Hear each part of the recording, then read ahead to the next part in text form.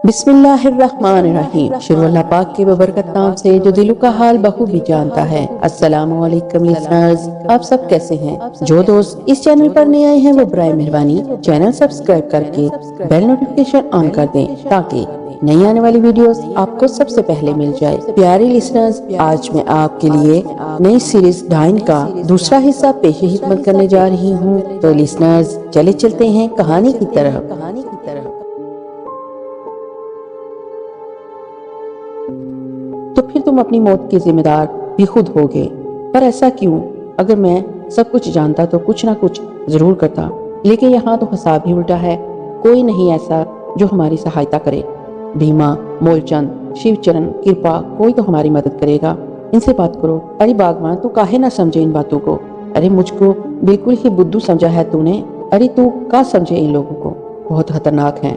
क्या तू नहीं चाहती कि हम जिंदा रहें? बोल, बता, क्या हमारी जिंदगी अच्छी ना लगे तुझे?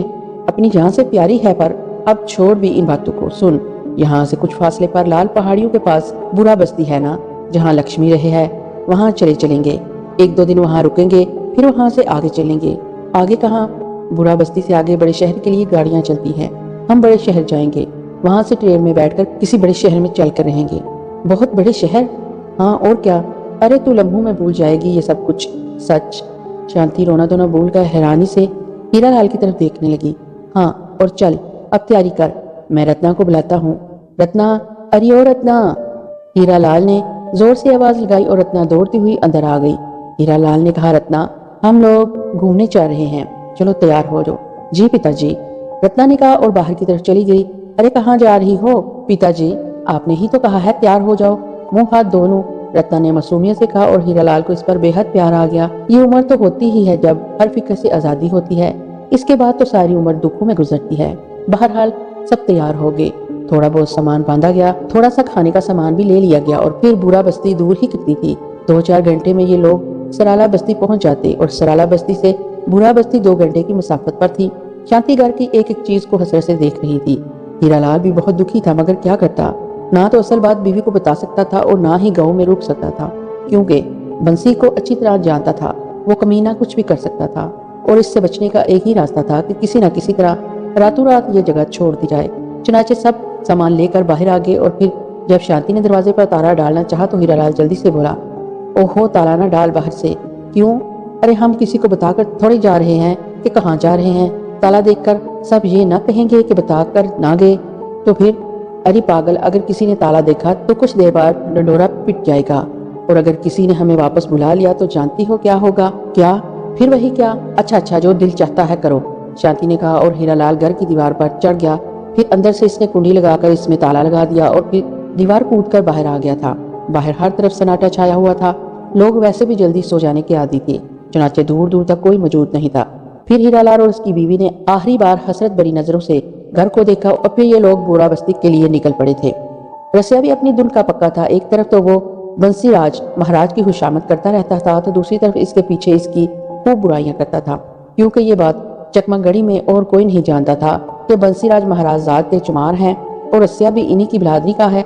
और ये बात रसिया को बहुत खलती थी कि बंसीराज को तो इतनी बड़ी रियासत की अच्छी खासी जगीर मिल गई है और बंसीराज अपनी औकात भूल गया है और रसिया को अपने नौकरों में शुमार करता है। चुनाचे इस वक्त भी वो अपने करीबी दोस्त हरिप्रसाद के साथ बैठा बंसीराज की बुराइयां कर रहा था। हरिप्रसाद, तुम जानते हो हमारे मालिक कौन है? हमारे मालिक हैं महाराज बंसीराज जी। ओ, महाराज बंसीराज जी, जानते हो इनकी औकात क्या है? क्या है भला? ये चमार हैं, जात के चमार।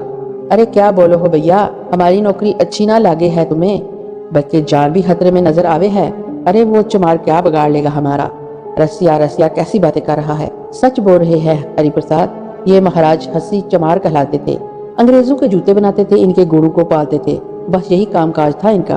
वो तो बस नजरे करम हो गई, एक अंग्रेज ने बख्श दी ये जागी, वरना कहाँ ये मुंह और कहाँ मसूर की दाल।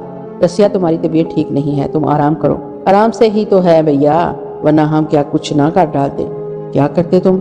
अरे वो कुछ करते कि दुनिया तमाशा देखती। कैसे देखती? हरिप्रसाद बोला। रसिया खड़ा हो गया। अच्छा, फर्ज करो तुम दुनिया हो और मैं इस वक्त बंसीराज हूँ। अरे माफ कर दे रे रसिया, माफ कर दे, हमसे भूल हो गई थी, क्षमा कर दे हमें। क्षमा कर दे। रसिया ने दोनों हाथ इस तरह जोड़े हुए थे जैसे किसी से माफी मांग रहा हो, और हरिप्रसाद का हंस हंस कर बुरा हाल हो गया था। रसिया भी हंसने लगा। काफी देर तक दोनों हंसी मजाक करते रहे। फिर रसिया की हंसी अचानक रुक गई। वो अंधेरे में घूर घूर कर कुछ देखने की कोशिश कर रहा था, और फिर इससे दो होले अपनी तरफ आते हुए महसूस हुए थे। इसने जल्दी से हरिप्रसाद को इशारा किया और हरिप्रसाद भी इसकी तरफ देखने लगा। फिर रसिया ने हरिप्रसाद को इशारा किया और आस्था से बोला, हरिप्रसाद, ये लोग परदेसी लगते हैं, इन्हें तंग किया जाए। हम दोनों एक जगह छुप कर मुख्तलिफ जानवरों की आवाजें निकालेंगे और लोग डर जाएंगे। बड़ा मजा आएगा। चलो जल्दी करो, यहाँ छुप जाओ। फिर वो दोनों जल्दी से एक चौड़े तने वाले दरख्त की आड़ में छुप गए थे। इन होलों का इंतजार करने लगे। फिर वो होले काफी करीब आ गए और रसिया ने इन्हें देखा। अंधेरे में रसिया इस तरह छुप कर बैठा हुआ था कि किसी को नजर ना आ सके। लेकिन रसिया ने जो मंजर देखा, इसे देखकर वो भौचक्का रह गया। इसके सामने हीरालाल अपनी धर्मपत्नी शांति और बेटी रत्ना के साथ मौजूद था, और इस रास्ते से गुजर कर वो कहीं जा रहा था। अब रसिया का माथा ठनका कि ये रास्ता तो गांव से बाहर जाता है जिस पर हीरालाल सफर कर रहा है। लेकिन सवाल ये पैदा होता है कि इस वक्त हीरालाल कहाँ जा रहा है, वो भी अपनी धर्मपत्नी और बेटी के साथ। कहीं ये बंसीराज के डर से तो नहीं भाग रहे?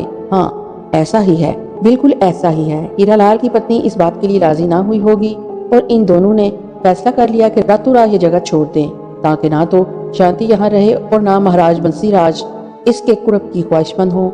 लेकिन ये तो बंसी महाराज के साथ धोखा है। और फिर सबसे बड़ी बात यह कि शांति भाग गई तो इसकी जवाबदेही भी सिर्फ रसिया से की जाएगी।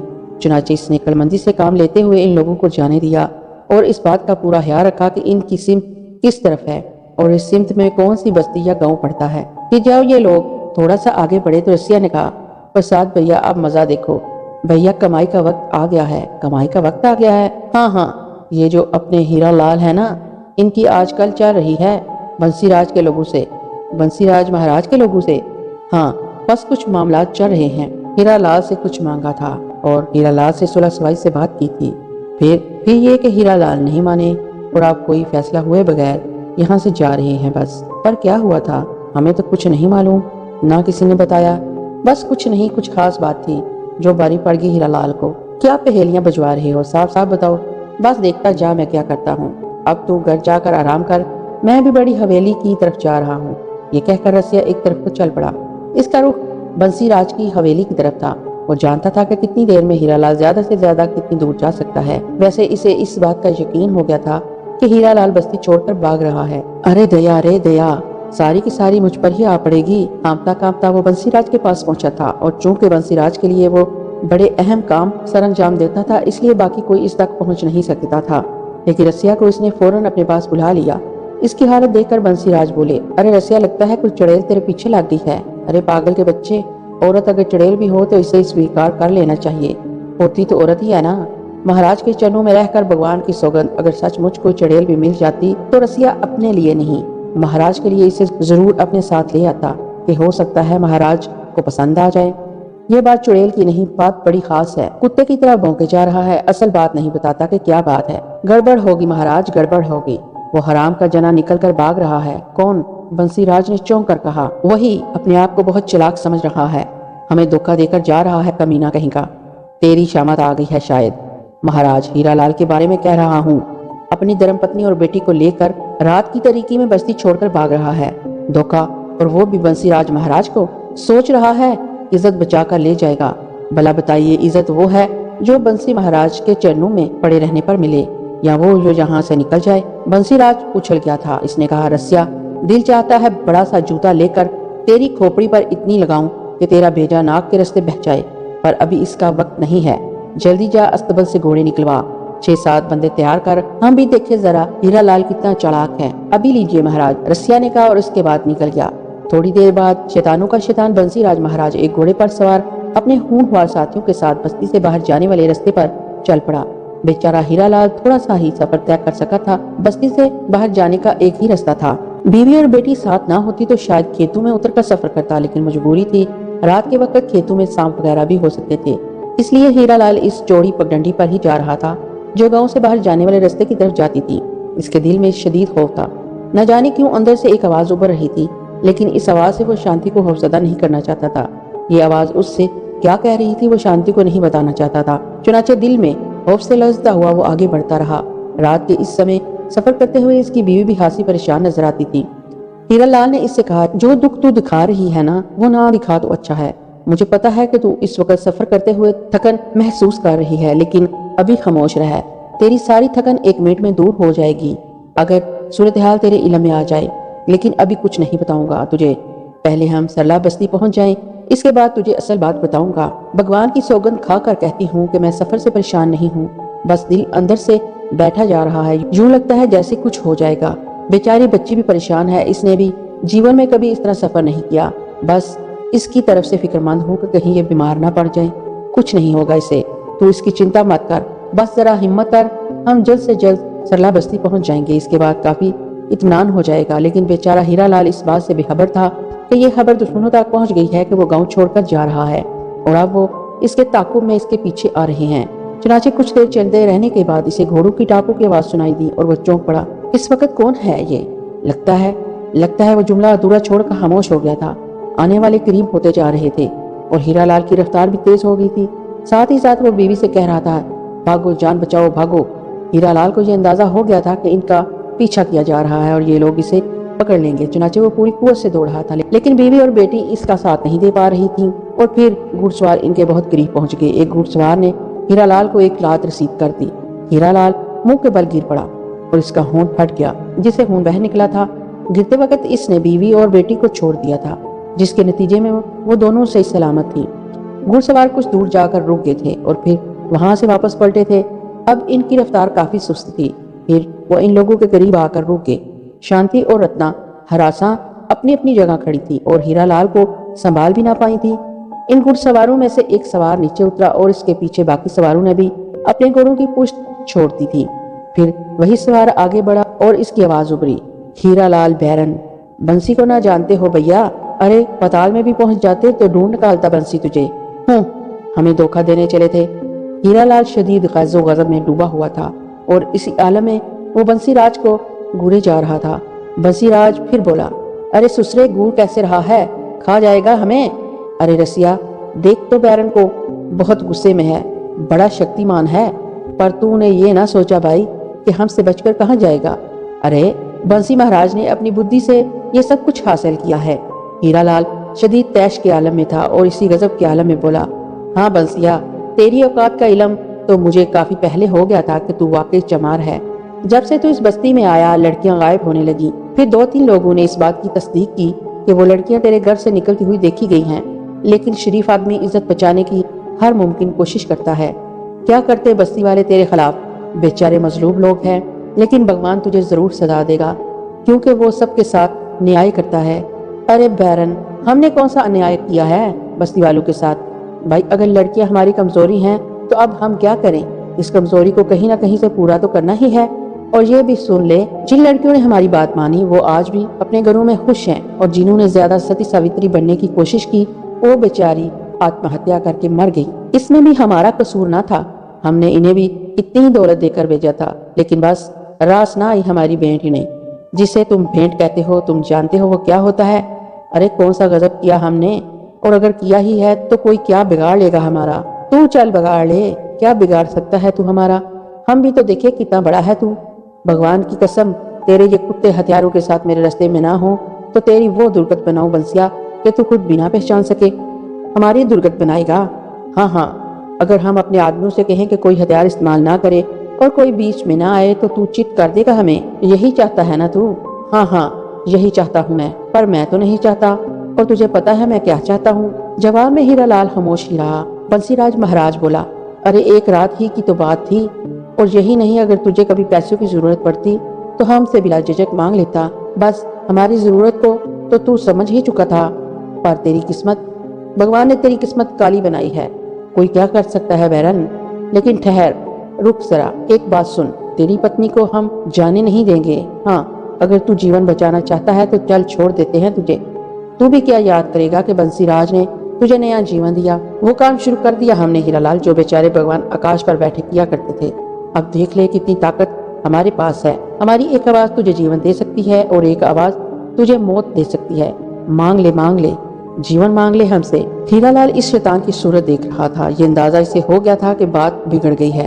ये 8-9 अफराद हैं और वो अकेला। वो इस वक्त बिल्कुल बेबस हो चुका था। शांति को बचाना अब इसके बस की बात नहीं थी। इसकी आंखों में तारीकियां उतरने लगी और फिर इसने सोचा कि सबसे बड़ी चीज इज्जत है।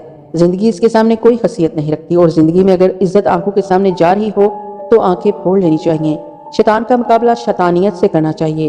अपनी जिंदगी तो जा ही रही है, अगर साथ में बंसी राज को भी ले जाया जाए तो बुरी बात ना होगी। इसने कहा, बंसी महाराज घोड़े से उतरिए, आपसे एक बात करना चाहता हूँ। पागल हो गया है रे? अरे हम कोई निचली जात के थोड़ा ही हैं जो सीना तान कर नीचे उतर आए। अब भूल जाएं तो अलग बात है, या किसी के सामने ना कहें। हमारा तो पिता था। अरे क्या कह रहे तुझसे, छोड़ो इन बातों को। हमारी माँ ने कभी इसे पिता ना कहने दिया, क्योंकि वो हमारा पिता था ही नहीं। बंसीराज कह के मारकर हंसने लगा। दूसरे लोग तो इसकी बात पर गौर ही करते गए, लेकिन रसिया इसका दोस्त था, कहने लगा, अरे वाह बंसी महाराज, ये तो तुमने नई बात बताई। छोड़ रे रसिया, जरा देख इस हीरेलाल को। अरे हमसे चालाकी कर रहा है, कहता है घोड़े से उतर। हम उतरे घोड़े से और ये सुसरी का जना हम पर लपक पड़े। ना भाई ना, लड़ने वड़ने का शौक नहीं हमें। अरे ये इतने हरामी मस्टंडे काहे को रखे हैं हमने। चलो रे चलो। अब हीरालाल महाराज जरा कुछ ज्यादा ही चालाक बनने की कोशिश कर रहे हैं। जरा देखो, इनको भी वक्त नहीं है। बंसी बात सुन, मेरी बात सुन, क्या चाहता है तू? बस अब क्या चाहेंगे इसके अलावा? तू भाग जा यहाँ से, हम तुझे कुछ नहीं कहेंगे। जहाँ तेरा मन चाहे निकल जा, थोड़े बहुत पैसे भी दे देंगे। किसी भी जगह अपना ठिकाना बना लीजिए। इन दोनों सुंदरियों को हमारे पास छोड़ जा, काम आएंगी हमारे। क्या समझा? हीरालाल की कुव्वत बर्दाश्त अब जवाब दे चुकी थी। वो इस तरह वापस पलटा जैसे कहीं जा रहा हो, लेकिन इसके बाद अचानक ही इसने दौड़कर बंसीराज के घोड़े पर छलांग लगा दी। बंसीराज इस अचानक हमले के लिए तैयार नहीं था। वो घोड़े से नीचे गिर पड़ा और हीरालाल ने इसे दबोच लिया। इस सूरत हाल को देखते ही रसिया चीखा, अरे ओ कुत्ते के पिल्लो, घोड़े तुम्हारे बाप के हैं ना? पीठ पर बैठे तमाशा देख रहे हो? अरे बचाओ बंसी महाराज को। और बंसी के साथ जो लोग आए थे वो घोड़ों से कूद पड़े। किसी ने हीरालाल के बाल पकड़े, किसी ने कमर, किसी ने हाथ। शांति के हलक से दिलदोज चीखें निकली। इससे ये अंदाजा हो गया था कि इज्जत खतरे में पड़ गई है। वो दहशत ज़दा निगाहों से उधर देखने लगी। फिर इससे रहा ना गया तो वो वहां से चल पड़ी। रत्ना को किसी महफूज जगह पर पहुंचाकर वो पति की मदद करना चाहती थी। चुनाचे वो बर्क रफ्तारी से दौड़ती हुई पथरीली चट्टानों में दूर तक निकल गई और फिर इसे गार का एक दहाना नजर आया। इसने आओ देखा न ताओ बर्क रफ्तारी से इस गार में दाखिल होगी, लेकिन तकदीर के खेल अनोखे थे। गार के दहाने पर एक बड़ी सी चट्टान चंद छोटे छोटे पत्थरों से रुकी हुई थी कि जरा सी जुम्बश हुई और नीचे गिर पड़े। और कुदरत के खेल ऐसे ही अनोखे होते हैं। जरा सी लर्जिश हो जाती तो खुद शांति और इसकी बेटी इस चट्टान से पिस कर रह जाती। गार में दाखिल होते वक्त शांति के हाथ चट्टान पर टिके थे और चट्टान ने अपनी जगह छोड़ दी थी। वो फिसलकर गार के दहाने पर आ जमी और इस तरह दो अमल हुए। पहली बात तो ये कि शांति चट्टान के पीछे गार के अंदर महफूज हो गई। दूसरी बात ये कि तकदीर ने इसके लिए कुछ नई कहानियां मुंतहिब कर दी। उधर भला बंसीराज किसी ऐसे आदमी को कैसे छोड़ सकता था जो इस पर हमला करे। 6-7 आदमी इसके साथ थे। सब के सब देख चुके थे कि हीरालाल जैसे मामूली आदमी ने बंसी महाराज को घोड़े से गिरा दिया है। फिर इन्हें भी अपनी कारकर्दगी दिखाने के लिए इससे अच्छा मौका और कौन सा मिल सकता था। घूंसे लाते ठोकरे जिसकी जो तफीक थी वो इस पर अमल कर रहा था और हीरालाल के मुंह से खून की धारें बह रही थी। इसके पूरे जिस्म पर जरबे ही जरबे लग रही थी और इसकी चीखें अब बुलंद हो गई थी। बंसीराज चीख चीख कर कह रहा था, और मारो हरामी को, और मारो, इतना मारो कि इसके बदन के टुकड़े टुकड़े हो जाएं। इसके साथ ही नंबर बना रहे थे। हीरालाल की शायद सारी हड्डियां पीस पीस चूर चूर हो गई थी। तब कहीं जाकर बंसी का गुस्सा ठंडा हुआ। वो बुरी तरह हाँप रहा था और इस वक्त चूंकि इसकी सारी तवज्जो हीरालाल पर थी, इसलिए वो शांति को और रत्ना को ना देख सका। अब जब इसका गुस्सा ठंडा हुआ और उसने हीरालाल की कुचली हुई लाश अपनी आंखों से देख ली तो वो चौंका और उसने आंखें फाड़ फाड़ इधर उधर देखा। फिर जोर से दौड़ा, अरे रसिया, वो किधर निकल गई? सारे के सारे एक तरफ ही मतवज्जो हो गए और वो निकल भागी। अरे ढूंढो, जाओ, मेरा मुंह क्या देख रहे हो? कहाँ जाएगी महाराज? बंसीराज, कोई चिड़िया तो नहीं कि पर मारकर उड़ जाएगी? चलो भाई चलो, घोड़ों पर बैठो और देखो कितनी दूर भाग गई है, पर जरा इज्जत से लाना, क्या समझे? एक बार फिर इस वीराने में हंगामा बर्पा हो गया और सारे के सारे शांति को तलाश करने दौड़ पड़े। हीरालाल की तो जिंदगी ही इतनी थी, लेकिन कुदरत शांति की हिफाजत करना चाहती थी और शायद कायनात में एक नई कहानी जन्म लेने वाली थी। चुनाचे बंसीराज के आदमी चारों तरफ घोड़े दौड़ाते रहे और परेशान हो गए। खुद बंसीराज एक टीले पर खड़ा होकर इनकी भागदौड़ देख रहा था और हैरान था कि आखिर शांति और रत्ना कहाँ गई। जितनी देर में हीरालाल की मौत वाक़या हुई, इतनी देर में एक औरत और बच्ची भागकर कहाँ तक जा सकती थी? जहाँ तक वो जा सकती थी वहाँ अंदाजा लगाने के बाद इन्हें तलाश किया गया। फिर सारे तलाश करने वाले बंसीराज के पास आ गए। रसिया बंसीराज के पास खड़ा था। आने वालों ने कहा, महाराज अगर आप कहें हम चारों तरफ घोड़े दौड़ाकर दूर तक निकल जाएं, लेकिन कोई औरत और छोटी सी बच्ची इतनी देर में इतनी दूर नहीं भाग सकती। आप बताएं कि अब क्या किया जाए। अरे मगर गई कहाँ वो? सचमुच चिड़िया थी जो आसमान पर प्रवास कर गई। रसिया तेरा सत्यानाश, बड़ी सुंदर औरत जाया कर दी तूने। कच्चे काम करता है हरामी। देखो रे देखो, आधे लोग चारों तरफ फैल जाओ और आधे यहीं रहो। चल बे चल, कुतिया के बच्चे हराम की खा रहा है इतने अरसे से बैठकर। ये हीरालाल की लाश को उठा और किसी खाई में डाल दे। रास्ते में पड़ी है, लोग देखेंगे, मालूमात हासिल करेंगे, कहीं हमारा नाम ना आ जाए। क्या समझे? ठीक है महाराज, हराम की खा रहा हूँ। चल चल, ज्यादा बातें न बना। रसिया ने हीरालाल की लाश की टांग पकड़ी और इसे घसीटता हुआ एक खाई की तरफ ले गया। खाई के पास पहुंचकर इसने हीरालाल की लाश को नीचे धकेल दिया। घोड़ों पर दौड़ने वाले फिर वापस आ गए। फिर सारी रात ये खेल होता रहा, लेकिन शांति और रत्ना का कहीं पता न चला।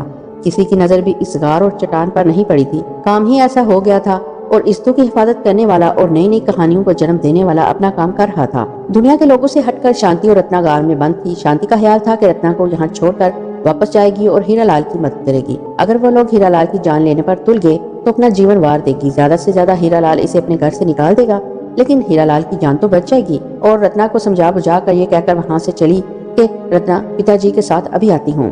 तो चट्टान की गार दरवाजा बंद कर चुकी थी।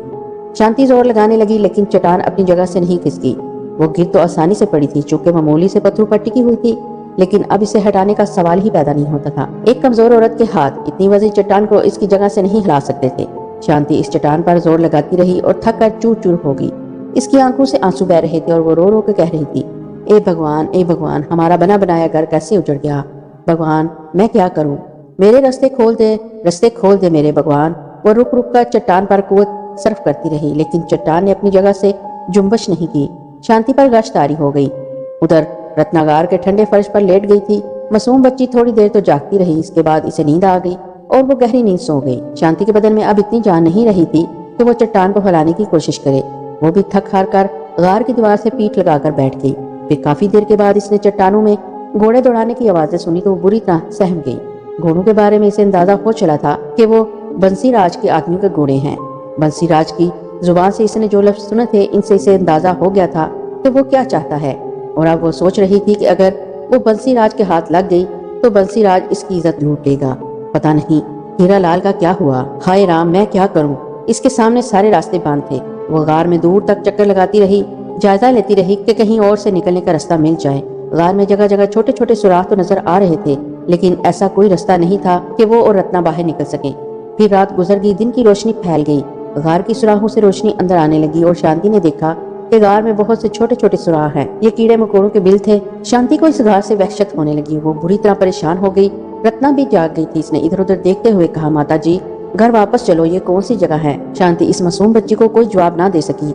आंसू भरी आंखों से इसे देखती रही, रोती रही। रत्ना ने कहा, क्यों रो रही हो माँ? पिताजी कहाँ हैं?